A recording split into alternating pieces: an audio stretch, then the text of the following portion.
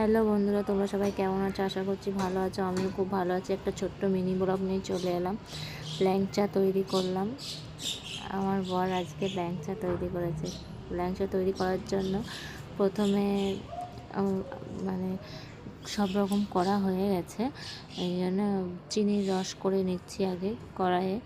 চিনির রস কমপ্লিট হয়ে গেছে। আগে থেকে মেখে রাখা গুঁজিগুলো ছোট্ট ছোট্ট করে ল্যাংচা সাইজে করে নিয়ে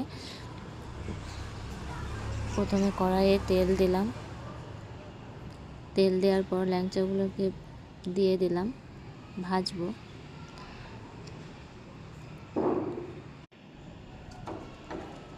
ভাজা হয়ে গেছে, এবার তুলে নেব।